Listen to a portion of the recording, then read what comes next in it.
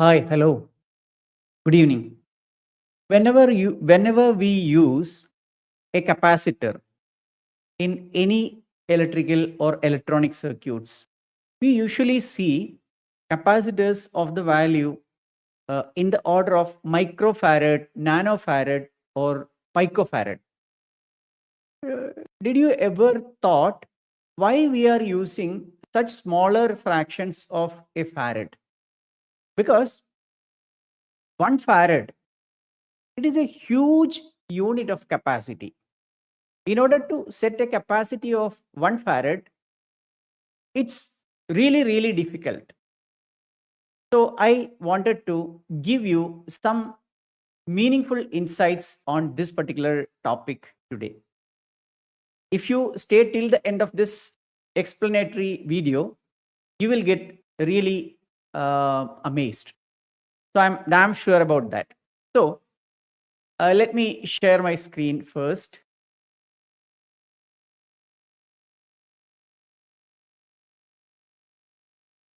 So before deep diving into the problem I shared with you, first I wanted to give you some basic idea, even for those who are uh, totally unaware of the concept of capacity.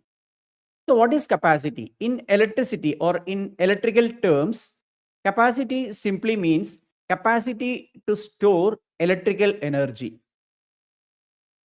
This is the property of any conductor, any conducting substance, irrespective of its shape. We can add charges to such a conductor, whether it is a sheet or a spherical conductor or a cylindrical conductor, whatever be the shape, we are able to add charges to it.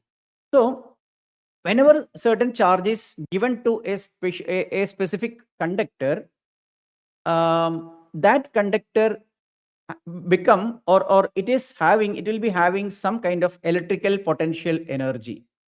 Potential energy, as we know, it is the energy possessed by a body or system by means of its configuration, or simply we can say that state of strain, position or state of strain, or configuration, simply we can say. So in such a sense, if a conductor is given some certain quantity of charges, extra charges, then it becomes uh, in a stage of higher energy. Definitely, it will be the potential energy. So, uh, how we are achieving a conductor to store electrical energy? It is achieved by uh, making the conductor to store electrical charges on it. There are several methods, several configurations, or several uh, several ways we can achieve this kind of storage of electrical energy in a particular conductor. Now, let me give you the basic idea behind this. See, if we suppose we have a conductor, we are adding some charge to it continuously. So whenever the conductor is having some amount of charge, then it will repel the further addition of charges into it. Like, I can share an example with you. You think of entering a house by opening the gate uh, where there is no dog at all. You will be find it extremely easy in the case of a normal house to enter it. You will be able to uh, move directly onto the sit out, and you can uh, click the calling bell. But you think about a similar house in which a dog is there, watchdog is there. It will oppose your entry. In a similar way, if you consider a conductor with some quantity of charge, it will be really difficult for you to add some additional charge to that particular conductor, or this conductor with the extra charge will repel you from adding additional charges to it. So you need to do some extra amount of work to add charges to that particular conductor. And the work done from your side will get stored in this particular conductor as its electrostatic potential energy, because you are doing work against the electrostatic repulsive force in order to add additional charges to it. That's the case. So considering the unit, I request you to keep this in mind. This equation is clearly explaining what I told you, because Q is proportional to V. Q is the charge we are going to add to the conductor, and V is the potential of the conductor. What is potential? Potential is defined as the work done in taking a unit positive charge from infinity to that particular conductor. That is the potential of this conductor. Okay. So if this is the conductor, let V be the potential of this particular conductor, which means you need to do V joules of work in order to bring a unit positive charge from infinity to this particular conductor.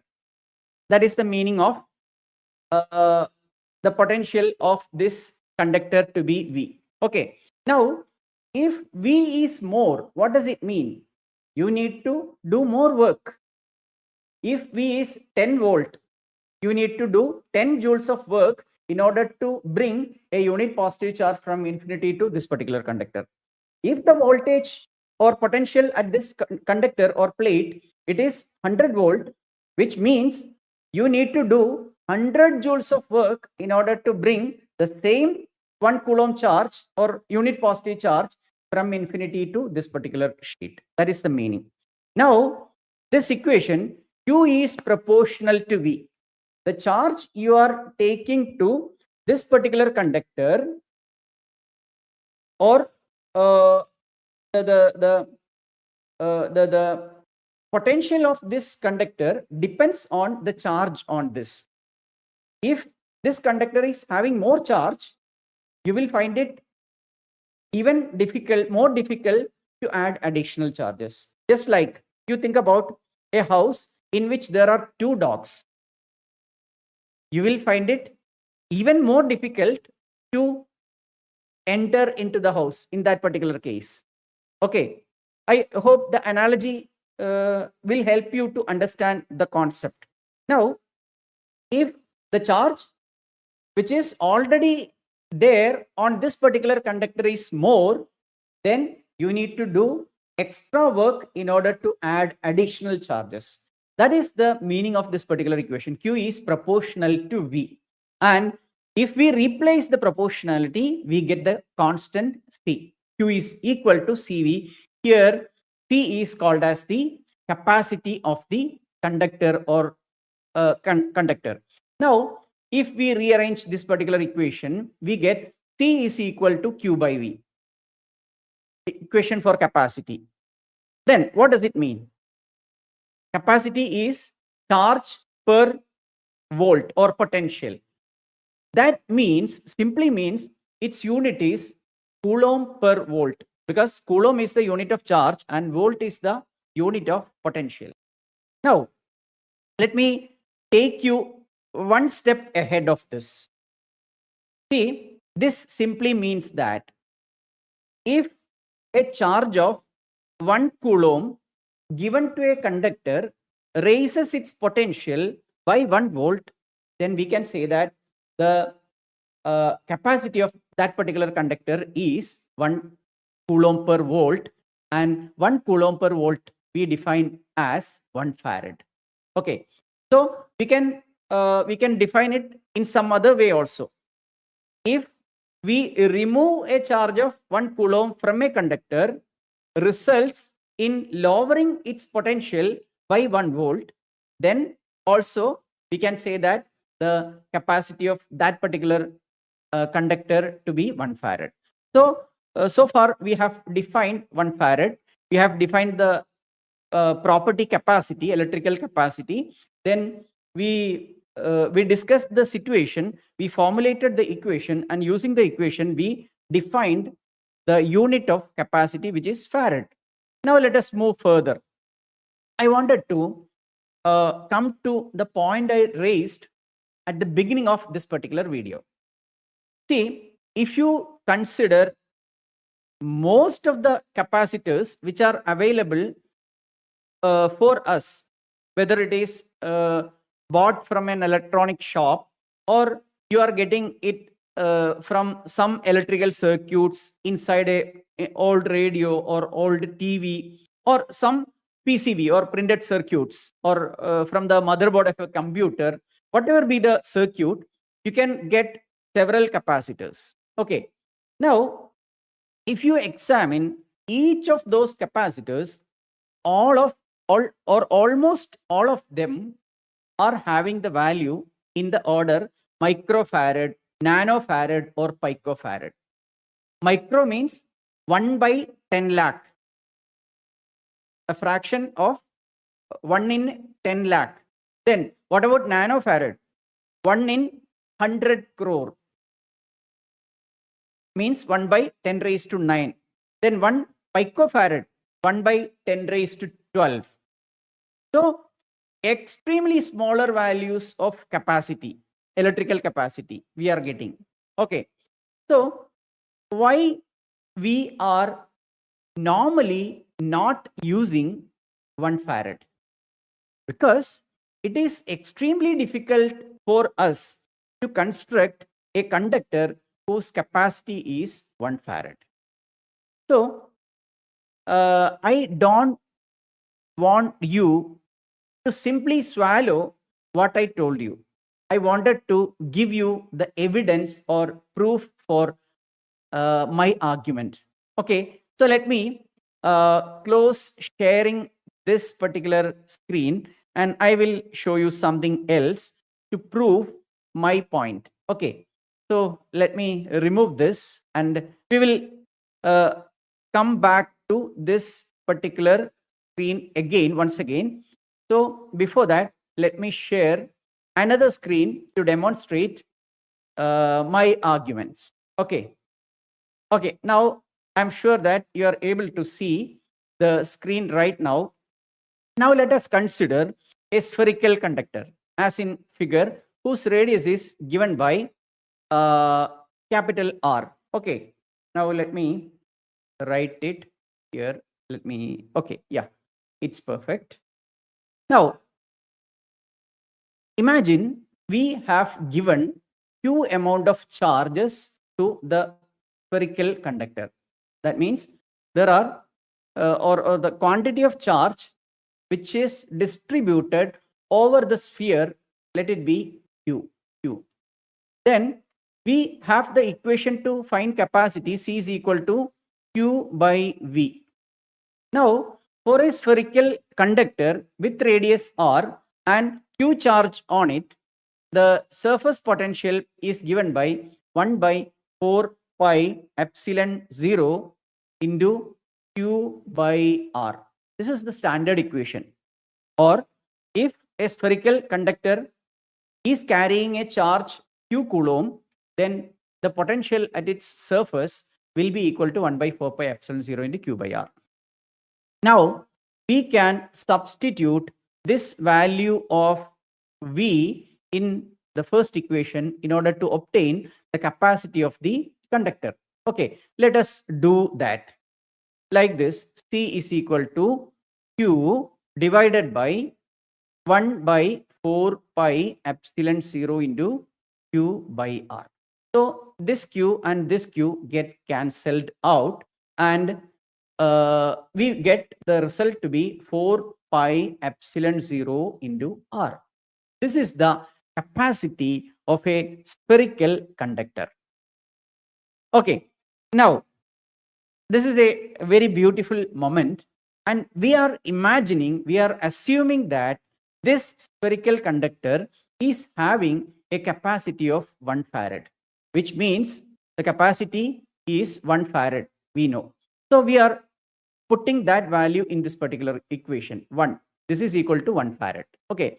Now, then what will be its radius? R is equal to 1 by 4 pi epsilon 0, that much meter. Now, we know the standard value of 1 by 4 pi epsilon 0, it is nothing other than 9 into 10 raised to 9 meter approximately. If we again go for another approximation, that is 9, we can take it as 10. Then this can be written as nearly equal to 10 raised to 10 meter. 10 raised to 10 meter. 10 raised to 10 meter means 10 raised to 7 kilometer. 10 raised to 7 kilometer. How much is 10 raised to 7 kilometer? 1 crore kilometer. 1 crore kilometer. Okay. Now, in order to get, so what does it mean? See, if we need to have a spherical conductor with a capacity of 1 farad. What is capacity of 1 farad? If you add 1 coulomb of charge to that particular conductor or sphere, its potential will raise by 1 volt. That means if it is currently, if it is at a potential of 10 volt, by adding 1 coulomb charge onto that sphere, you can increase its potential into 11 volt, from 10 to 11. That means the voltage will be increased by 1 volt. That is the particular or specific case we need to mention here. Now, for achieving that, that sphere need to be having a radius of 10 raised to 7 kilometer or 1 crore kilometer radius. Now, even at this point, you might not be having any such thought, but I wanted to give you some surprise. That is nothing but the radius of our planet Earth is nothing but 6,400 kilometer only. Only 6,400 kilometer is the radius of our planet Earth. And in order to obtain a capacity of 1 farad, we should have a sphere of radius 10 raised to 7 kilometers or 1 crore kilometers. You compare the numbers, 1 crore with only 6,400. Now, you can calculate the capacity of a spherical conductor whose radius is equal to that of the Earth. Or you imagine it like this. Imagine Earth to be a metallic conductor or a sphere made of iron or steel or aluminum or copper, whatever it may be. You imagine Earth to be a huge metallic sphere. Then its capacity will only be 711 microfarad. Only that much. You can calculate it by using this particular equation itself. So that is one reason, one logical reason why 1 farad of capacity is such a huge unit representing capacity. I wanted to give you one more example in this regard. See, this is a parallel plate capacitor, and we have the capacity of a parallel plate capacitor C is equal to epsilon 0 A by D. Let me explain each terms. Then here epsilon 0 is the electric permittivity of free space of or air. Now A is the area of a plate. Let this be the area. See, there are two plates separated by a distance D, or D is the distance of separation between the two plates. Then in such a situation, in such an arrangement, the capacity of such a capacitor is given to be epsilon 0 A by D. Okay. Now let us again imagine that the capacity of this parallel plate capacitor to be 1 farad. And one more assumption we are taking is the separation between the two sheets is only 1 centimeter or it is equal to 10 raised to minus 2 meter. Okay, now we can calculate the area of the sheet to be 1 into D. D will move up when taken to the other side, that is into 10 raised to minus 2 divided by epsilon 0. What is epsilon 0? 8.854 into 10 raised to minus 12. That is the value of epsilon 0. That is permittivity of free space. Now, we shall simplify this equation. And one more assumption or approximation, we are taking this to be 10. Okay, then 10 into 10 raised to minus 12 become 10 raised to minus 11. On the numerator, it is 10 raised to minus 2 divided by 10 raised to minus 11. Yes, it is. That's it. That's it. Now, again, if we are taking this to the numerator, it will become 10 raised to minus 2 times 10 raised to 11. That will become 10 raised to 9 meter. 10 raised to 9 meter. Now, you imagine 10 raised to 9 meter. What does it mean? 10 raised to 9 meter means 10 raised to, that means 10 raised to 6 kilometer. 10 raised to 6 kilometer. Sorry. We are calculating here the area. So meter square will be, it will be the meter square. So, so I wanted to rework on this. 1 second. Here it is 10 raised to 9 meter square. Let it be like that itself. Okay. Now, 10 raised to 9 meter square can be written as 10 raised to 5 meter into 10 raised to 4 meter. How much is 10 raised to? And this should be the area of one plate. Okay. Two plates are identical. Similar plates, which are kept at a distance of 1 centimeter away from each other in order to obtain a capacity of 1 farad. That is the situation we are discussing right now.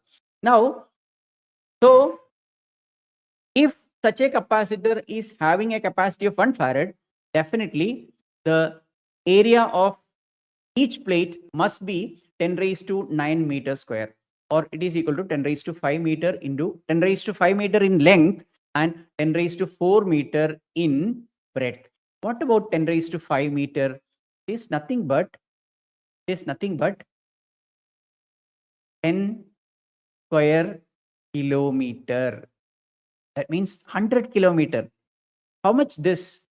It is 10 kilometer. 10 raised to 4 meter. So, in order to obtain a capacity of 1 farad in a parallel plate capacitor, we need to have two sheets of length 100 kilometer and breadth 10 kilometer. And both the plates must be kept at a distance of 1 centimeter. I am damn sure that you will find this extremely exciting if you think the same connecting to the real life scenario. Okay, now let me move back to the screen and stop sharing this. And okay, now I'm sure that you will be excited to see this. And let me move back again, once again, to share the previous mind map. And let us conclude the discussion further. See, yes. So now the logic is perfect. We have discussed or explained why the 1 farad of capacity is a huge or a massive unit of capacity. We explain the same using the taking the example of a sphere and also taking a parallel plate capacitor. Okay. Now my suggestion to each one who are exploring a beautiful subject like physics, you need not mug up equations or formulae or some situations or some derivations or definitions. You should internalize, you should habituate internalizing the concepts, and you should think connecting those concepts into your real life scenario. Then the learning of physics become extremely beautiful. You will be able to explore or deep dive into uh, the immense aesthetic dimensions within the subject. And unfortunately, our broken education system is never helping our students to have these kind of experiences. It only focuses on mugging up data, information, equations, formulae, derivations, definitions, etc., and forcing them to rely on rote memorization techniques, focusing only on the product part. What is the product? They want only marks. They want only ranks. You think about a parallel situation in which marks or ranks are the natural outcome of learning with enjoyment, with fun, with lots of excitement. In order to obtain such a situation, we need to shift or we need to switch from the age old broken education system to some new way of learning. So I can share more information related to this with you in my 2-hour free webinar, which is called Physics Made Easy. You can register for my free webinar. It's 2 hour long. I will be sharing immense value and information, mind-blowing information inside that webinar, which will be a real eye-opener for you as a parent or as a student. And following the same process will help you to achieve predicted results or products. Process is important, not the product. You focus on process. The product will be the natural outcome or natural byproduct of that particular process. That what I can reveal in front of you. It will take some time. That's why the free webinar is 2 hour long. So register for my free webinar by clicking the description given with this particular video, and you will get more details about the webinar by clicking the link and join my webinar, and subscribe this channel if you like these kind of contents, and share with relevant people or those people, those students or parents who find value in contents like this. That's it.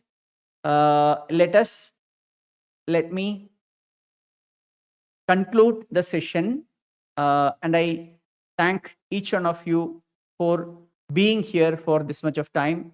Signing off, Shaji.